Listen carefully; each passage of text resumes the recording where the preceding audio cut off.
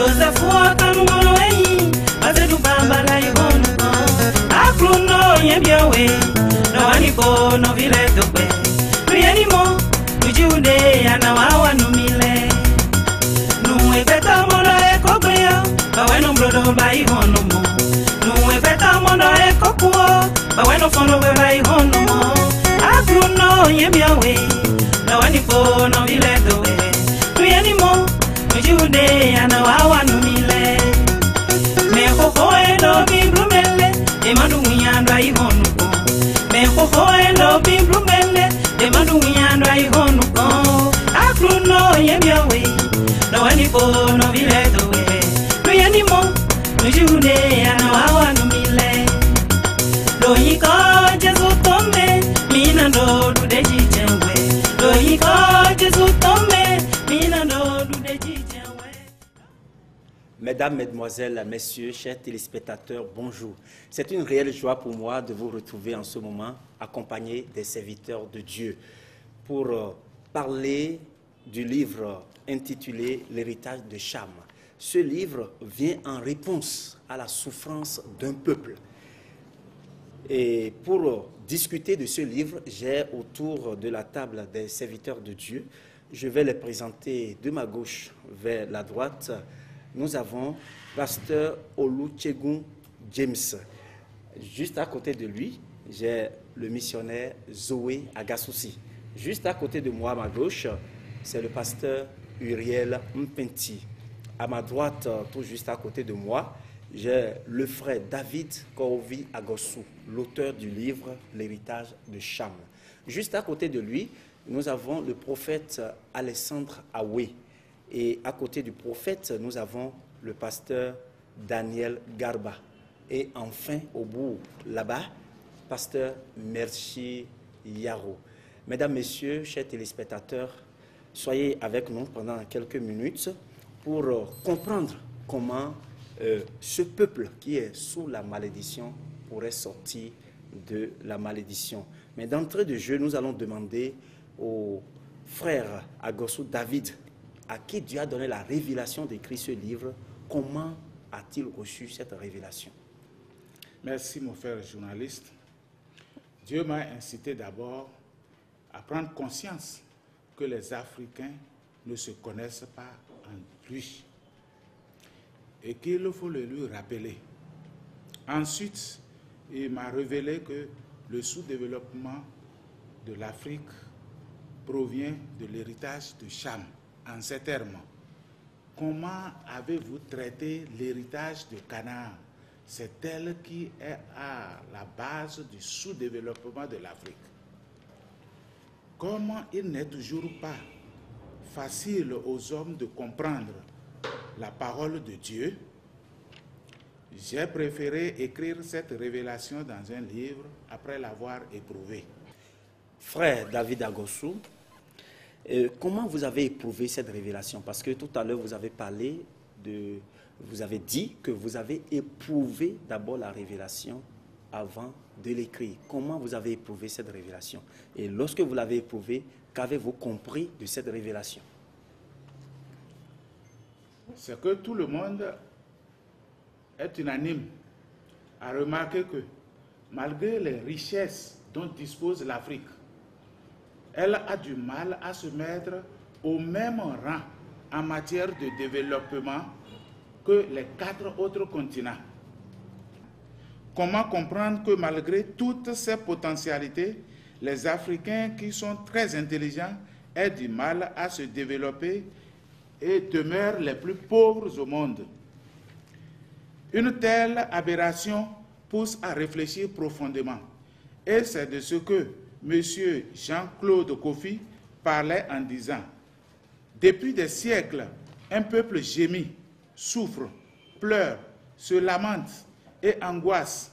Il se débat pour sortir de la claustration psychologique, croupissant sous le joug le plus humiliant, les plus odieux, les plus pesants jamais vécus, étant traités partout comme des sous-hommes, qu'ils sont toujours à la traîne même là où ils sont majoritaires, ils sont encore en retard. C'est-à-dire que l'étranger qui arrive chez nous, c'est lui qui gouverne, c'est lui qui entreprend, c'est lui qui est employeur et le noir est employé.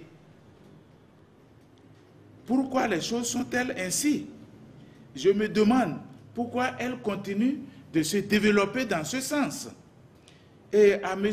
Mathieu Ashimolo de dire, partout où sont les Noirs, que ce soit en Afrique, en Amérique latine, dans les Caraïbes, en Europe, en Amérique du Nord, ils semblent toujours être au bas de l'échelle sur le plan économique, social et psychologique. Bien, à vous entendre, vous parlez du noir, vous parlez des Africains, vous parlez des peuples noirs un peu partout dans le monde. Mais avant de venir à la relation entre Cham et les Noirs, je voudrais d'abord vous demander de nous présenter de manière succincte le contenu de ce livre qui a pour titre L'héritage de Cham. Ce livre est en 2 parties avec 7 chapitres sur 125 pages. La première partie traite de la connaissance de Dieu sans laquelle personne ne peut comprendre tout le contenu du livre. Et aussi l'origine des Africains, que beaucoup d'Africains ignorent. Et dans la seconde partie, j'ai traité de l'état du développement de l'Afrique.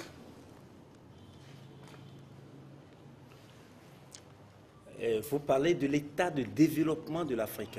De quoi voulez-vous parler exactement en parlant de l'état de développement de l'Afrique dans cette seconde partie du livre? Bon, pour illustrer un peu ceci, nous allons voir Marc 4 des versets 35 à 39. Le soir de ce jour-là, Jésus dit à ses disciples, « Allons de l'autre côté du lac. » Ils quittèrent la foule et les disciples font partir la barque où Jésus se trouve. Il y a d'autres barques à côté d'eux. Un vent très violent se met à souffler. Les vagues se jettent sur la barque et beaucoup d'eau entre déjà dans la barque. Jésus est à l'arrière, il dort, la tête sur un coussin. Ses disciples le réveillent et lui disent, « Maître, nous allons mourir, cela ne te fait rien ?» Jésus se réveille. Il menace le vent et dit au lac, « Silence, calme-toi. » Alors, le vent s'arrête de souffler et tout devient calme. Fin de citation. Ici, le vent soulève les vagues qui remplissent la barque d'eau. Les disciples essaient de la vider en vain pendant que Jésus dormait. Les disciples étant dépassés par cet événement, ne voyant pas le vent qui pousse les vagues d'eau, ignorant les enseignements de Jésus et le pouvoir qu'ils avaient de ces enseignements, ils étaient obligés de réveiller le maître des situations impossibles. Alors, pour l'Afrique, il est nécessaire de comprendre qu'il y a quelques mains invisibles à la base de notre sous-développement. Nous ne manquons pas de stratégie, mais la malédiction anéantit et fragilise le processus avec le temps.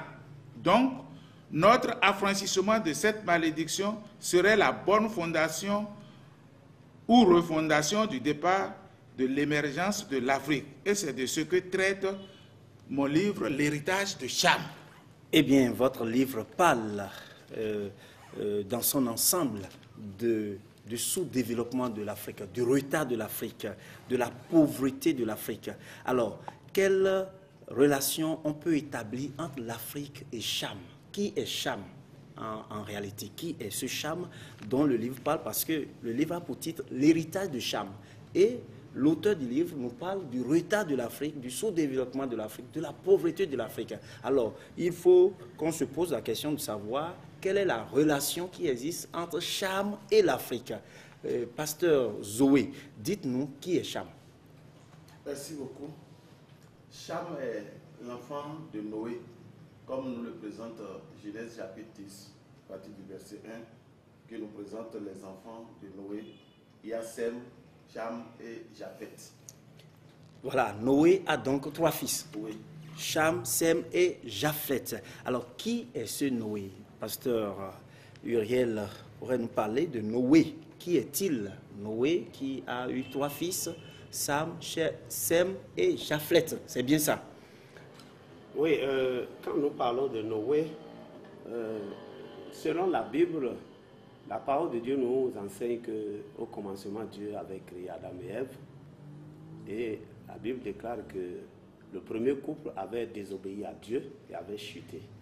Et par la suite, ils ont commencé par procréer jusqu'à ce que la Bible déclare qu'à un moment donné, l'humanité était complètement corrompue et Dieu avait regretté d'avoir créé l'homme. C'est alors qu'il avait pris la décision de détruire toute l'humanité à travers les eaux du déluge. C'est là que va apparaître dans la Bible un certain Noé, un homme qui, le seul, faisait la fierté de Dieu. Il était en étroite relation avec Dieu. Et donc, c'est de cet homme-là que va sortir les 3 garçons dont l'un, Cham, est question à travers ce livre. Voilà, donc c'est ça, Noé. Alors, dites-nous, quelle est la relation entre Cham et l'Afrique? Parce que l'auteur du livre, en parlant tout à l'heure, nous parle du sous-développement de l'Afrique, du retard de l'Afrique, de la pauvreté de l'Afrique, qui est constatée par presque tout le monde. Et il dit même qu'on a l'impression qu'il y a une main invisible qui retient l'Afrique. Alors faites-nous d'abord, établissez-nous d'abord la relation qui existe entre Cham et l'Afrique. Et donc, comme je le disais tout à l'heure, quand Noé est sorti de l'arche, parce qu'il était question de créer une arche qui devait le préserver, lui et sa famille, et ensuite tous les couples de tous les animaux existants sur la terre. Et donc, au sortir de l'arche, l'un de ses fils appelé Cham, selon la Bible, dans Genèse chapitre 9, les versets 25 nous disent que, du verset 25 au verset 27, nous disent que ce garçon, n'est-ce pas, avait découvert la nudité de son père Noé, qui s'était enivré d'alcool. Et au réveil de Noé, il avait prononcé la malédiction sur sa vie pour dire que et lui et tous ses descendants seraient les esclaves même de leurs frères, même des esclaves de leurs frères. Et ceci étant donc, lorsque nous allons dans les Saintes Écritures, nous pouvons constater dans le livre des Psaumes au chapitre, le Psaume 78, verset 51, nous pouvons lire, il est écrit, « Il frappa tous les premiers-nés en Égypte, les prémices de la force sous les tentes de Cham. » Et nous continuons encore, nous pouvons appuyer encore cela à travers le Psaume 105, et nous lisons les versets 23 et 27. Il est écrit, « Alors Israël vint en Égypte et Jacob séjourna dans le pays de Cham. » Le 27 dit, « Ils accomplirent par son pouvoir des prodiges au milieu d'eux, ils firent des miracles dans le pays de Cham. » Donc voilà autant de passages et bien d'autres qui nous prouvent, n'est-ce pas, que donc Cham s'était retrouvé finalement sur le continent africain parce que l'Égypte est bel et bien un pays de l'Afrique. Et donc voilà autant de passages et bien d'autres qui nous prouvent que Cham s'est retrouvé en Afrique, sur le continent africain, et a continué de se multiplier. Et bien, on en arrive là aujourd'hui. Eh bien, selon les Saintes Écritures et tous les passages que vous venez de citer, nous pouvons dire sans aucune ambiguïté que c'est les descendants de Cham qui ont peuplé l'Afrique. C'est pourquoi l'écrivain, l'auteur du moins, dans son livre, en parlant de l'héritage de Cham, il confond Cham avec l'Afrique. Donc, cela veut dire donc que c'est les descendants de Cham qui ont peuplé l'Afrique. Et cette malédiction dite sur Cham s'est répercutée sur les Africains. C'est ce que nous pouvons bien comprendre. Alors, dites-nous, quels sont les effets de cette malédiction? Parce que on parle de sous-développement, on parle de pauvreté, on parle de maladies un peu partout dans le monde. Cela existe. Pourquoi est-ce qu'on lie la pauvreté, le sous-développement, les maladies de l'Afrique, le retard de l'Afrique a une malédiction qui proviendrait de leur patriarche Cham. Pasteur Zoé, parlez-nous un peu, démontrez-nous bibliquement pourquoi nous pouvons dire que l'Afrique est forcément sous la malédiction. Merci beaucoup. Avant de répondre à votre question, je voudrais revenir un peu en arrière sur ce que vous avez demandé au pasteur Petit. Quand nous regardons un peu dans la généalogie des fils de Cham, dans Genèse 10, verset 6, nous voyons que Cham a eu 4 enfants, Cush, Mizraïm, Put et Canaan. Et dans nos recherches, nous voyons que Cush est un terme d'origine hébraïque et signifie noir. Cela désigne la Nubie, actuelle Soudan, un pays habité majoritairement par des Noirs. Et quand nous touchons son deuxième enfant, Mizraïm. Mizraïm est un mot également sémitique désignant l'Égypte. Et nous voyons que Soudan et l'Égypte se trouvent bel et bien en Afrique. Maintenant, pour répondre à votre question, c'est vrai, il y a des maladies, il y a la pauvreté un peu partout. Mais lorsqu'on regarde à la situation de l'Afrique, la situation de l'Afrique semble être pire. Parce que quand vous regardez autour de nous, le continent africain regorge d'autant de potentialités, de ressources de sous-sol, de part et d'autre. Mais quand on observe le quotidien, la vie de l'Africain, on sent une alieration, on sent que ça ne va pas. Et quand vous observez, nous disposons d'assez de sols, d'assez de cours d'eau, de vallées. Mais pourquoi la pauvreté s'installe, la misère, la famine s'installe en notre sein? Et les preuves palpables sont le fait que nous soyons incapables de réaliser quoi que ce soit. Le fait qu'à des moments donnés, nous sommes obligés de tendre la main avant de pouvoir nourrir le peuple africain. Il arrive des moments même où certains chefs d'État africains sont obligés de tendre la main à l'Occident avant de pouvoir payer les fins de mois des fonctionnaires. Et quand on observe toutes ces choses, on se demande, mais pourquoi tout cela se passe en Afrique? Je vais donner l'exemple de Haïti. Haïti est à côté des États-Unis. Mais Haïti regorge des gens qui sont noirs. Et ces gens végètent dans la misère, dans la pauvreté. Et rien ne marche. Ce n'est pas que l'Africain n'a pas d'intelligence. L'Africain est intelligent. Mais quand nous observons réellement ce qui se passe, les guerres, les coups d'État, et il y a le système d'égocentrisme. Quand l'autre voudrait avancer, l'autre lui tire les pattes pour qu'il n'avance pas. Regardez par exemple nos footballeurs. Il y a d'excellents footballeurs sur le continent africain. Mais quand on voit leur excellence, avant qu'ils n'excellent, on est obligé de les acheter et ils utilisent leur excellence ailleurs. Les chanteurs, ils excellent ailleurs. Les Africains, ils excellent ailleurs. Mais quand ils reviennent sur leur propre continent, ils n'arrivent pas à évoluer. Pourquoi toutes ces choses? Cela devrait nous interpeller à nous dire réellement que, effectivement, il y a une malédiction qui se manifeste. Oui, prophète Alessandra, oui. Est-ce que l'Afrique est réellement sous la malédiction? Est-ce que tout ce que le pasteur Zoé vient de nous dire suffit pour qu'on dise que l'Afrique est sous la malédiction? Avez-vous d'autres sons de cloche par rapport à ce qu'il vient de dire? Merci, monsieur le journaliste.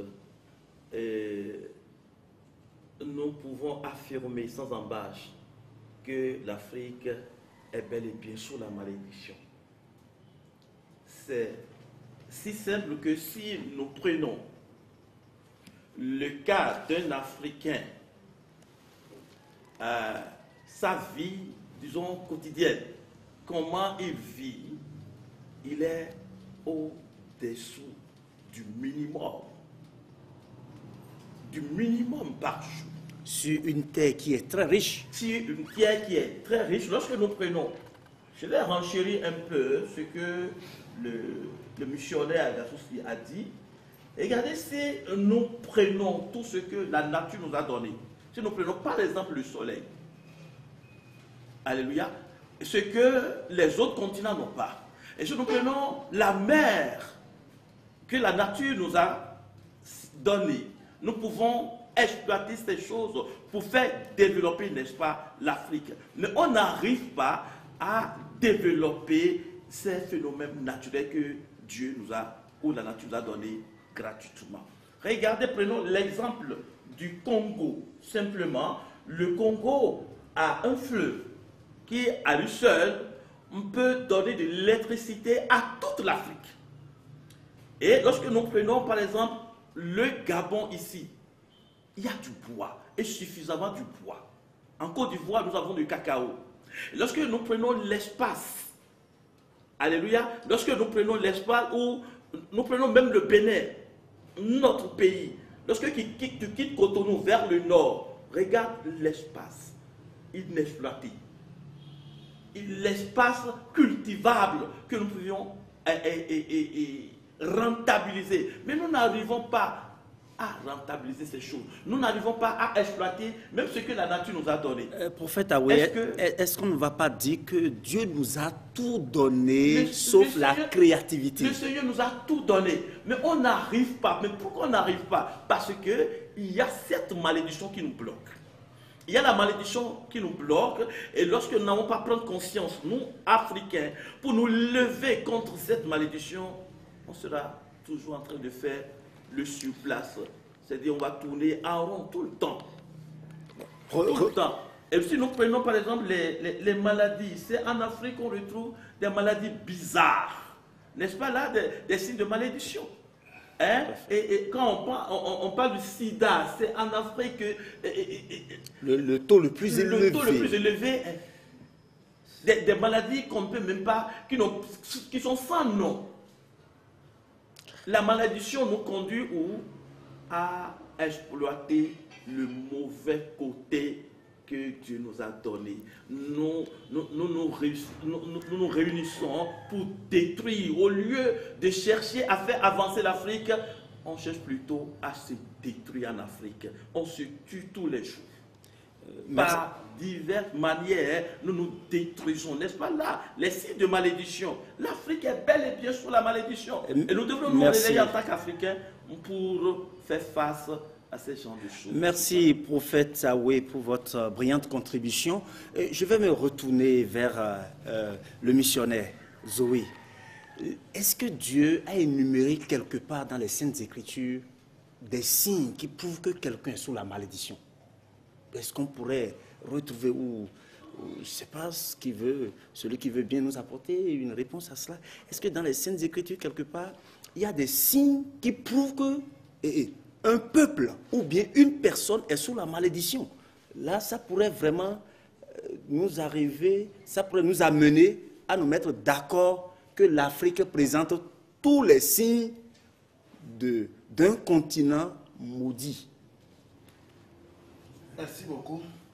D'abord, avant de répondre à votre question, je voudrais renchérir encore quelque chose concernant les preuves palpables de la malédiction de l'Afrique. Quand vous regardez autour de nous, les maigres ressources que nous avons, il y a une seule personne qui s'en accapare et laisse tout le reste affamé, la corruption. Nous sommes des champions dans le retard, l'absentéisme. Quand vous rentrez dans une administration, l'individu vient au boulot avec 2 chaussures. Il laisse 2 paires de chaussures sur la table, il porte l'autre, il disparaît. On revient, on le cherche, on dit, il s'est levé. Ça retarde, ça ralentit les choses. Et avant que l'autre ne te rende un service dans l'administration, il faut lui glisser quelque chose. Quand vous ne glissez rien, vous ne pouvez pas obtenir quelque chose de lui. Et l'égocentrisme a caractérisé l'Afrique. Il y a une expression chez nous, on dit le tchétchénabisme. Quand ça ne va pas chez moi, ça ne fait pas aller chez toi. Hein? Regardez réellement au plus profond dans nos villages et dans nos lieux d'origine. Combien de fois les gens fuient ces hameaux et villages pour se réfugier ailleurs. Parce que quand il prend la décision de construire quelque chose, on dit, moi je suis ici et il va faire ça. C'est son corps qu'on va enterrer ici. Et effectivement, c'est ce qui se passe. Ça fait partie des éléments qui nous démontrent qu'au lieu d'aller en avant, on se tire les pattes, on est toujours en arrière. Et parlant justement de la malédiction, même si nous ne regardons pas d'abord dans les Saintes Écritures, nous voyons ce qui se passe dans les autres continents. Et on voit que c'est le contraire qui se passe chez nous. Le prophète a dit tout à l'heure que le minimum pour manger dans une journée, il y a des gens qui n'arrivent pas à honorer les 3 repas dans la journée. Mais quand vous regardez aux États-Unis par exemple, il nous est dit que quand vous disposez $1 seul, il y a des restaurants appropriés. Quand vous rentrez dedans, vous pouvez manger le nombre de fois que vous voulez. Mais ici, chez nous, pour manger, c'est difficile. Pour s'habiller, c'est difficile. Pour se loger, c'est difficile. L'éducation, la santé, tout cela constitue des problèmes. Et quand on est malade même, le minimum pour avoir les soins, on n'en a pas. Vous voyez? Donc quand nous observons tout cela, maintenant tout à l'heure, le prophète Aoué parlait de Congo, des richesses, ces choses-là. Pourquoi avons-nous toutes ces choses? Dieu a mis toutes ces choses à notre disposition. Mais pourtant, nous souffrons. Le coton, par exemple, c'est nous-mêmes qui produisons le coton. Mais pourquoi serons-nous mal habillés? Et ce même coton, on transforme ailleurs, on revient nous vendre ça cher. N'est-ce pas déjà les signes palpables de la malédiction? Oui, missionnaire Zoé Agassouci, d'aucuns disent que l'Afrique a mal pris son élan et que ce n'est pas de la malédiction. Alors c'est pourquoi je voudrais, si vous avez quelques passages bibliques ou des versets pour nous prouver que par tel signe et tel signe, on peut dire que c'est la malédiction. Et tel signe prouve que c'est la bénédiction. Oui, prophète Aoué, vous avez quelques mots à dire sur ce sujet. Je voudrais lire un passage dans le livre de Deutéronome 28, à partir du verset 15, où la Bible dit: mais si tu n'obéis point à la voix de l'Éternel ton Dieu, si tu n'observes pas et ne mets pas en pratique tous ces commandements et toutes ces lois que je te prescris aujourd'hui, voici toutes les malédictions qui viendront sur toi et qui seront ton partage. Tu seras maudit dans la ville et tu seras maudit dans les champs. Ta corbeille et ta ruche seront maudites. Ça suffit. Le problème, c'est où nous devions, nous Africains, revenir à Dieu. Revenir à Dieu. Et si nous ne revenons pas à Dieu, nous allons continuer dans la malédiction. C'est Dieu seul et lui seul qui peut ôter la malédiction qui pèse depuis des décennies sur l'Afrique, notre cher continent. Voilà, nous devons revenir à Dieu. Revenons un peu au problème de précarité qui sévit en Afrique. Y a-t-il une solution? Pendant des années, il y a eu des recherches, il y a eu des rassemblements, il y a eu des réflexions, il y a eu des colloques, il y a eu toutes sortes de choses pour sortir l'Afrique de cette précarité, de cette pauvreté, de cette misère, de ce retard. Mais de nos jours, y a-t-il une véritable solution? Je voudrais laisser la parole au frère David Agassou, qui a écrit le livre L'héritage de Cham. Parce qu'à l'entendre au début, il disait que selon la révélation que le Seigneur lui a accordée, la solution se trouve dans ce livre. Alors dites-nous en quoi consiste la solution pour la sortie de l'Afrique de cette précarité. Merci mon frère. Avant d'aller aux solutions, il faudra qu'on fasse un état des lieux. C'est-à-dire aujourd'hui, les faits, les réalités africaines démontrent clairement que nous demeurons esclaves parce que la malédiction de Cham qui est sur nous nous fait croire aux illusions. C'est pourquoi, pendant que nos cousins bénis étudiaient ce que leurs yeux voyaient et ce qu'ils sentaient pour construire ce qui est serviable à l'humanité. Par conséquent, créer des richesses, nous nous sommes contentés des mystifications des génies et nous ne faisons que nous détruire les uns les autres dans les ténèbres et vouer à la mendicité jusqu'à ce jour.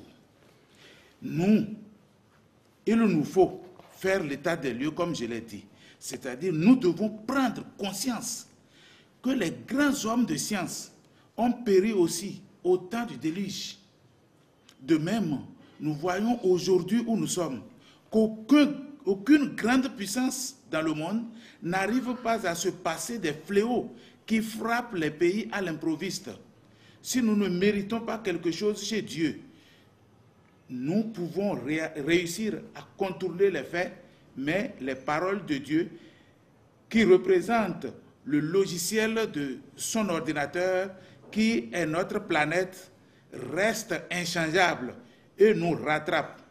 Il se voit par là qu'il peut précipiter toute la terre à la mort sans que personne ne puisse rien faire pour l'éviter. Donc, faisons le point. Regardons où nous en sommes avec Dieu, où nous conduisent la négligence, l'indifférence, la cupidité, l'égoïsme, l'obscurantisme, l'égocentrisme, le rejet de notre Créateur, qui sont les résultats de la malédiction, de la rébellion des hommes contre le Créateur et la malédiction de Cham. Les manifestations actuelles donnent l'impression de l'euphorie des temps avant le déluge et avant le choix d'Abraham. Donc, si nous sommes conscients de ces problèmes, nous devons remarquer aussi que depuis les indépendances, nous n'arrivons pas à faire quoi que ce soit de durable dans nos pays. Les États africains, les commerçants, les artistes, les inventeurs, les penseurs, les chercheurs en Afrique n'ont jamais pu faire quelque chose de durable et porteur de richesses propres au pays, malgré leur ingéniosité sans commune mesure. Des cadres sont formés pendant longtemps sans rien changer de substantiel au pays que de nous rendre utiles à consommer les inventions de nos cousins. Nous devons prendre la décision d'avoir le pouvoir de devenir les pays bénis de Dieu.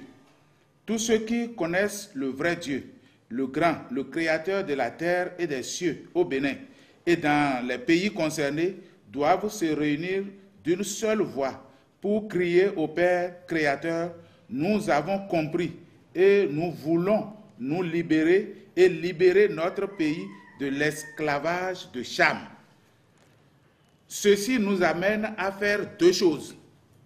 Premièrement, inviter les pays qui nous ont asservis et qui continuent de le faire pour demander à Dieu de leur pardonner leurs péchés. Deuxièmement, demander ensemble à Dieu de nous affranchir par le sacrifice de Jésus-Christ de la malédiction de Cham et de toutes les alliances animales ou végétales signées par nos ancêtres et nous-mêmes. Depuis 50 ans, le président Maga a exhorté à la production agricole. Bon nombre d'ingénieurs agronomes sont formés en Europe, mais jusqu'à aujourd'hui, ils n'ont jamais pu faire ce qu'ils ont appris en Europe chez nous ici, que de nous faire consommer ce que nos cousins fabriquent. Et c'est ça qui nous a rendus consommateurs et nous sommes pauvres jusqu'à présent. Donc, je disais tantôt le légendaire roi Gezo du Dahomey, de 1818 à 1858, depuis des siècles, dans sa farouche détermination pour vivre en bon terme avec ses frères. Et il n'arrive pas à constater cette malédiction et la symbolisée par la jarre trouée. Le légendaire, le roi Béhanzin, de 1889 à 1894, l'a constaté aussi. Et en faisant l'effort de rassembler tous ses frères autour de la jarre trouée pour pouvoir la boucher en vin. Mais il a fini par dire, vous ne vous entendrez plus dans ce pays-là. Cela ne veut pas dire que c'est lui qui a maudit le pays, il a constaté la malédiction. Le président Kérékou aussi, en constatant cette malédiction, a fait la révolution. Mais vous convenez avec moi, au début la révolution était très applaudie, très bien, mais par finir, cela a moisi, ça n'a pas duré. Aujourd'hui, si nous sommes conscients de notre état d'obscurantisme,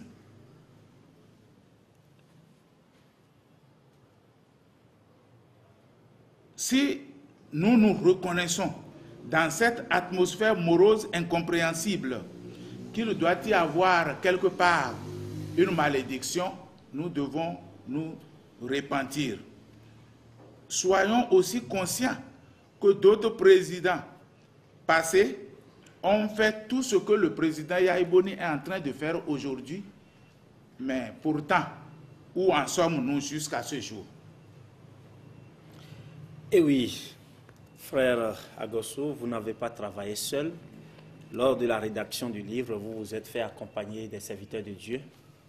La preuve que des hommes de Dieu nous ont accompagnés dans ce studio et sont avec vous. Et je voudrais demander au pasteur Mpenti, par rapport à la révélation donnée à son serviteur frère David,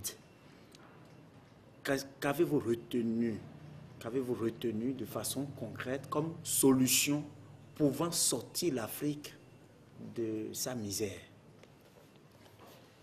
Merci beaucoup. Comme vous venez de le dire tout à l'heure, il y a une équipe qui est en train de travailler et qui est à pied d'œuvre depuis un moment donné pour accompagner le frère Agossou, le principal visionnaire, et qui a abouti tout dernièrement le 5 mai passé au lancement du livre autour duquel nous sommes. Je voudrais vous dire que de nos travaux, des travaux de l'équipe qui est en train d'accompagner le frère Agossou, il ressort un certain nombre de dispositions, de solutions préconisées que nous sommes en train de préconiser. En d'autres termes, un projet que nous entendons mettre en route pour amener, n'est-ce pas, les pays, les peuples africains à sortir de cet état de précarité. Donc, premièrement, nous proposons d'amener toutes les nations à la prise de conscience, comme beaucoup d'entre vous venaient de le dire tout à l'heure. Nous voulons amener à travers ce livre et à travers des séances de sensibilisation, des séances d'information, des rencontres de réflexion. Nous voulons amener les nations, toutes les nations concernées, aussi bien les exploités et les exploiteurs. Nous voulons amener toutes les nations autour de cette vision afin qu'ensemble, nous puissions prendre conscience et travailler dans le sens de la perfection. Deuxième proposition que nous nous sommes fixés, c'est de retourner à Dieu. Tout à l'heure, le prophète Aoué l'a dit. Si nous amenons les uns et les autres à comprendre, à faire l'état des lieux et à saisir la portée de la situation qui est en train de frapper le continent africain, la seconde des choses, c'est qu'il faut retourner à Dieu. Et cela nous paraît vraiment essentiel. Parce que lorsque nous parlons de la malédiction, seul Dieu peut relever une malédiction. Encore que ici c'est biblique. Et que Noé avait été béni par Dieu au sortir de l'arche. Donc, la Bible est claire. Une fois que la malédiction a été prononcée et que nulle part, depuis ce jour jusqu'à l'Apocalypse, nous n'avons vu nulle part les gens se réunir à cet effet pour aller dans la présence de Dieu, pour chercher sa face et demander à ce que le péché soit relevé. Donc il va falloir, en deuxième position, que nous amenons toutes les nations, après avoir perçu le danger, à aller vers Dieu, à travers des séances de prière, des séances de jeûne, de repentance, pour demander à Dieu de pardonner et de relever la malédiction. Et tel que nous venons de l'entendre tout à l'heure, il est clair, nous n'avons pas besoin de tergiverser là-dessus. Nous n'avons pas besoin de nous leurrer. Il y a bel et bien malédiction. Que cela soit nommé de Chamou ou de Bion ou de Jacques, il y a bel et bien la manifestation de quelque chose sur les Africains. Et je voudrais à ce niveau préciser en fait que ce n'est pas le continent, la terre africaine qui est maudite. Mais c'est l'homme qui occupe la terre. La preuve, c'est que lorsque l'Africain quitte son pays et qu'il va ailleurs, il est très, très performant. Il excelle lorsqu'il est au service des autres. Et justement, la Bible nous dit, dans le livre de Genèse tout à l'heure que nous avons cité, les versets 23 et 25, que les descendants de Cham devraient être des esclaves, donc les serviteurs des autres. C'est pourquoi lorsqu'ils sont au service, ils sont excellents, ils excellent. Mais revenus chez eux en ce qui les concerne, ils essuient un échec terrible. Donc, c'est bel et bien clair. Et je vais encore donner un autre exemple tout à l'heure pour appuyer encore, pour donner des preuves palpables quant à la malédiction de l'Afrique. Écoutez, voyez le nombre de guerres. Même à l'heure où nous parlons, voyons ce qui se passe autour de nous. C'est toujours l'Afrique c'est dans le continent africain, dans les pays africains qu'on retrouve les guerres. Des nations qui se lèvent, des ethnies, des groupes d'individus qui se révoltent contre les frères. Et c'est à n'en point fini. Nous vivons cela tous les jours. Une autre chose, tout à l'heure on a cité les Béanzais et consorts. Regardez, depuis les événements de l'indépendance, ou bien de la libération, de la proclamation de la liberté de l'esclavage, jusqu'à ce jour, combien de régimes se sont succédés? Quand, après l'indépendance, nous avons vu la révolution qui s'est pointée pour dire qu'elle voulait faire quelque chose. Ça a abouti à quoi? Après la révolution, je suis en train de vous donner toujours allez-y, pasteur. Donc, les solutions. Après la révolution, nous sommes allés à la démocratie. Quelques années plus tard, on nous parle du changement. Quelques années plus tard, à aujourd'hui, nous sommes à la refondation. Jusqu'à quand? Quand bien même nous changeons les doctrines politiques, ça n'aboutit à rien. Donc c'est une preuve qu'il y a bel et bien quelque chose. Ce n'est pas une affaire physique. Ce n'est pas une affaire physique. C'est pourquoi je tiens trop à insister sur le deuxième point. Il faut amener les nations non seulement à prendre conscience de cet état de choses, mais pour aller devant Dieu, pour demander à Dieu de relever la malédiction. Et puisque nous parlons d'un événement biblique, lorsque vous fouillez les Saintes Écritures, vous allez voir chaque fois, la Bible est claire là-dessus, que lorsque quelqu'un est en difficulté, est frappé, et qu'il revient toujours, il doit revenir à Dieu. Et quand il revient toujours à Dieu, le changement s'opère. Dieu intervient. Donc, nous devons donc amener les gens, en deuxième point, à aller chercher la face de Dieu et éviter les raisonnements. Qu'est-ce que nous appelons les raisonnements? Nous entendons certains dire, oh, moi je ne suis pas sous la malédiction. Moi j'ai déjà reçu Jésus-Christ. Cela me paraît aussi important d'éclairer. Les gens disent, moi j'ai déjà reçu le Seigneur Jésus, je ne suis plus sous la malédiction. Attention, nous parlons ici dans un contexte global, collectif. La Bible déclare dans Jean chapitre 3, verset 16 que Dieu a tant aimé le monde qu'il a donné son Fils unique. Mais la Bible dit, afin que quiconque croit en lui ne périsse point, mais qu'il ait la vie éternelle. Nous voyons d'abord que là, c'est une collection, une solution individuelle, une situation individuelle. Il faut venir au Seigneur Jésus, là c'est le salut. Mais lorsqu'il s'agit d'une malédiction générationnelle, il faut que tous ceux qui sont concernés aillent vers Dieu. Donc nous allons éviter les raisonnements. Mais est-ce qu'il peut arriver qu'on regroupe toute l'Afrique? Je continue. Nous avons un processus dans les solutions. Et la Bible déclare que si les gens cherchent la face de Dieu, selon 2 Chroniques chapitre 7, verset 14, le Seigneur va intervenir et guérir le pays. Troisième solution, nous proposons d'amener les uns et les autres au renouvellement de la pensée, changement de mentalité à travers les sensibilisations, des formations, au moyen des séances de sensibilisation, d'enseignement et de formation. Nous voulons amener les gens à changer de mentalité. Et là, nous voulons parler de la promotion des valeurs spirituelles, éthiques, civiques et morales. Et c'est là que je dis que c'est à travers des sensibilisations, des enseignements et des formations. Quatrième proposition et dernière que nous faisons, qui renferme un certain nombre de points, nous voulons, après avoir cherché la face de Dieu, si nous sommes convaincus de la situation, et si nous cherchons la face de Dieu, maintenant il faut poser des actions concrètes. C'est très important, il faut poser des actions concrètes. Parce que chaque fois qu'on cherche la face de Dieu et on revient maintenant, il faut poser des actions. Et au nom de ces actions, nous proposons d'encourager l'initiative privée en soutenant financièrement et techniquement des entreprises privées afin de créer de la richesse. Pour que les Africains se prennent en charge eux-mêmes. C'est ça. Donc, je reprends. Nous voulons encourager l'initiative privée en la soutenant financièrement et techniquement afin de créer de la richesse. Autre chose, nous voulons créer, nous proposons de créer des prototypes d'entreprises qui seront sainement gérés par des gens qui ont la crainte de Dieu afin de servir de modèle.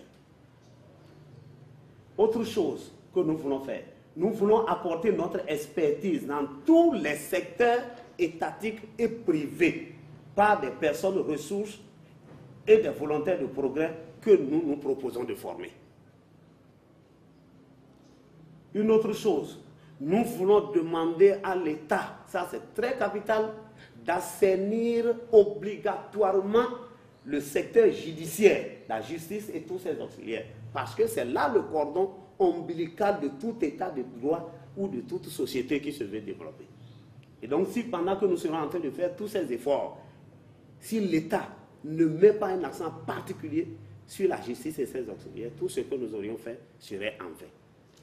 Nous pensons aussi jouer, n'est-ce pas, le rôle de facilitateur entre le secteur de la société privée et le secteur politique et prévenir d'éventuels conflits ou bien tensions. Et pour terminer, tout cela doit avoir un siège du projet pour servir de coordination. Voilà de manière brève le projet que nous sommes en train de nous fixer à partir de ce livre que nous devons aussi en premier lieu vulgariser dans le monde entier, hein, dans les 77 communes pour le Bénin et partout dans le monde afin que les gens puissent maîtriser ce qui est dedans. Et c'est à partir de là que toutes les opérations vont se mener. Oui, par rapport aux solutions, nous allons donner la parole au pasteur Melchi Yao qui n'a rien dit depuis le début. Alors, dites-nous quelles sont les autres solutions que vous envisagez au sein du projet formé autour du livre L'héritage de Cham. Merci. Par rapport aux solutions, j'aimerais d'abord préciser que les Africains ont fait un choix auquel ils doivent renoncer. Et allez-y. Je pense que lorsqu'il y a le blanc et le noir devant deux personnes, et à chacun de choisir, vous verrez que celui qui a la malédiction va choisir le noir. Et vous dira que c'est ça qui est mieux. Mais celui qui n'a pas la malédiction sur lui choisira le blanc. L'Africain a choisi l'idolâtrie. Parmi les continents, c'est l'Afrique qui est plus idolâtre que les autres. Il y en a chez nous. Mais l'Afrique est en premier rang. Et lorsque nous lisons la Bible dans Exode chapitre 20, c'est clair à partir du verset 3, Dieu est l'idolâtrie. Il ne veut pas qu'il soit représenté par quoi que ce soit disant que c'est lui. Mais les Africains sont plongés dedans. Ils sont fiers. Ça, c'est une malédiction. En dehors de ce qui planait sur eux depuis Cham, ils ajoutent par leur manière à cette malédiction par l'idolâtrie. Donc, par rapport aux approches de solutions, je pense que, comme le pasteur le disait, mon pasteur, c'est normal et indispensable que les Africains renoncent à l'idolâtrie et retourner au Dieu créateur. Et oui, merci, pasteur Melchi Yao. Nous tendons vers la fin de cet entretien. Néanmoins, je vais revenir sur quelque chose que le pasteur Mpinti a relevé dans sa dernière intervention. Il parlait du salut comme preuve de délivrance de la malédiction. Il y a beaucoup de chrétiens qui disent qu'ils ne sont pas sous la malédiction, tout simplement parce que Jésus est venu déjà les sauver. Alors, prophète Alessandre Aoué, dites-nous comment est-ce que individuellement on peut se libérer de cette malédiction qui pèse sur tous les Africains. Merci, monsieur le journaliste. Nous devrions d'abord reconnaître que nous sommes sous la malédiction. Et Dieu, vous voyez, dans le livre de Genèse 1er, verset 1, a fait un constat. Dieu a constaté que sur la terre, les ténèbres envahissaient la terre.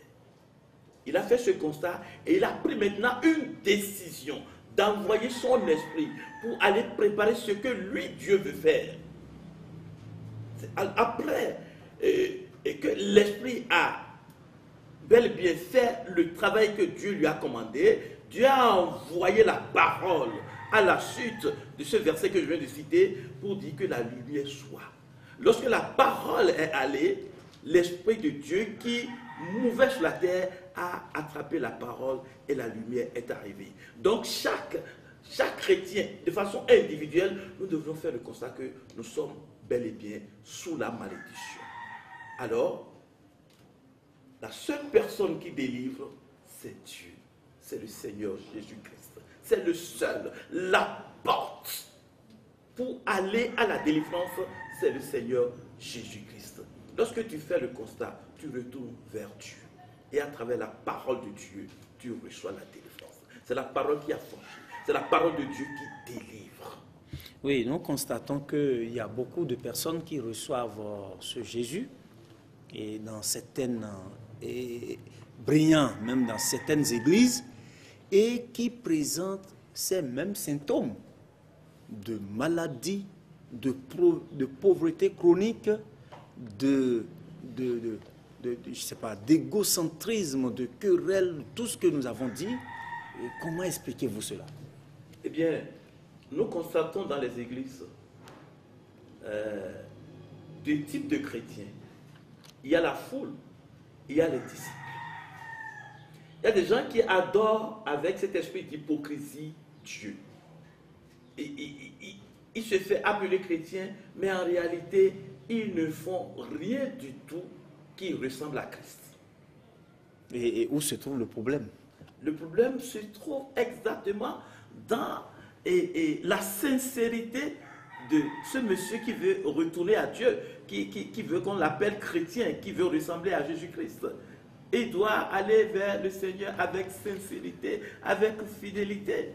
Merci, prophète Awe. Pasteur James, dites-nous, comment peut-on expliquer ce fait que d'aucuns disent qu'ils ne sont pas sous la malédiction, qu'ils sont déjà à Jésus, mais malgré ça, ce qu'on constate, exactement ce chez qui ne sont pas à Jésus est constaté chez eux. Comment expliquez-vous cela? Cette solution, je remercie le Seigneur pour cette opportunité et qui nous a réunis ici en ce moment. C'est que la malédiction dont nous parlons ici n'est pas que individuelle, c'est aussi collective. Il s'agit d'une malédiction qui concerne toute l'Afrique ou tous les Africains. Même si nous donnons notre vie à Jésus, cela nous sauve eh bien, de la malédiction physique aussi que de la malédiction spirituelle. On parle de quoi? Nous sommes sauvés de péché, nous sommes sauvés des maux qui de l'enfer. Le monde. Nous sommes sauvés de l'enfer pour le royaume de Jésus-Christ. Mais ce qui est clair, les faits sont encore là. Donc, l'Afrique ou l'Africain, je vais dire, est sous la malédiction. Donc, qu'est-ce qu'il faut faire? Comme c'était déjà expliqué, nous devons tous revenir à Dieu, nous humilier, reconnaissant que nous sommes sous le poids de la malédiction et implorer Dieu, implorer sa miséricorde. Comme il a dit ici, le peuple sur qui mon nom est invoqué, ce qui veut dire qu'on est encore chrétien, il est en train de dire, le peuple sur qui mon nom est invoqué, c'est un peuple qui m'appartient, qui est déjà en Christ. Si ce peuple-là reconnaît ses fautes et revient à lui, il a dit quoi? Et s'humilie, il a dit qu'il va l'écouter et il va l'exaucer, il va guérir son pays. Donc ce qui veut dire que c'est aussi une malédiction. Si nous voulons nous en sortir, il faut qu'on aille tous à Dieu. Il faut qu'on aille tous à Dieu pour être délivrés de la malédiction de Cham. À vous comprendre, Pasteur James, il y a une différence entre la malédiction de Cham et la malédiction de l'enfer. Quelqu'un peut être sous la malédiction de Cham et échapper à l'enfer. Il peut échapper à l'enfer à partir du moment où il accepte Jésus comme son sauveur et Seigneur personnel, mais la malédiction de Cham va continuer de peser sur lui s'il ne s'affranchit pas de cette malédiction. Je vais laisser la parole au porteur de vision, à l'auteur du livre, David Korovi-Agosu, pour donner son son de cloche par rapport à cette question de comment être chrétien et continuer de végéter sous la malédiction de Cham. Je vous remercie, mon frère. La Bible nous enseigne que pour mériter le paradis de Dieu, il faut avoir d'abord le pouvoir d'être enfant de Dieu. Et pour avoir le pouvoir d'être enfant de Dieu, cela pose la problématique qu'il faut connaître Dieu, connaître ses lois et marcher selon ses préceptes. Mais moi, quand j'ai reçu cette révélation, je l'ai éprouvée et je me suis trouvé que, je vais faire une citation de mon livre, j'ai trouvé que moi, je me connais à la lumière des Écritures saintes après cette révélation. Je sais maintenant que je suis né sous la malédiction de la rébellion générale des enfants de Noé contre le Créateur, aggravée par la malédiction de Cham, fils de Noé, et confirmée par les alliances des mânes de mes ancêtres, scellées par des pactes de sang animal. Cette malédiction et ces alliances animales ou végétales m'exposent aux envoûtements et à l'obscurantisme, ce qui m'empêche d'agir dans le sens du progrès et de la sagesse pour l'épanouissement de mon milieu. C'est à cause de ça que j'ai un esprit intelligemment rétrograde qui a entraîné mon pays à instaurer un environnement institutionnel défavorable à la création de richesses propres pour demeurer sous-développé et a du mal à émerger. Cela, c'est l'identité même de tout Africain. Parce que la malédiction a amené les gouvernants à faire une institution défavorable à un chrétien. Parce qu'il faut vivre dans un environnement adéquat pour rester sain. Parce que quand tu confesses Jésus, Jésus te lave et il te dit que tu es sauvé. Mais vas-y, reste sain. Et l'environnement qui a été institué en Afrique ne nous permet plus de rester sain. C'est ça la problématique du chrétien que nous sommes. Eh bien, la malédiction de Cham ou des Africains est un problème général. Elle ne concerne pas que les chrétiens. Les hommes et femmes de toutes les religions sont concernés par cette malédiction. Parce que nous voyons, à vous entendre, nous comprenons que si quelqu'un reçoit Jésus comme son sauveur et Seigneur personnel, il est sauvé de la malédiction de l'enfer. Il peut aller dans le royaume de Dieu. Mais cela ne l'exclut pas de la malédiction de Cham. Que faut-il faire concrètement pour sortir de la malédiction de Cham? Pasteur Zoé. Merci beaucoup. Je voudrais, avant de répondre à votre question, rapidement répondre à quelque chose. Tout à l'heure, vous disiez que l'Afrique est mal partie. Non, nous n'allons pas chercher la cause là. L'Afrique n'est pas mal partie. Mais c'est toujours la malédiction, un élément de la malédiction, c'est-à-dire l'esclavage.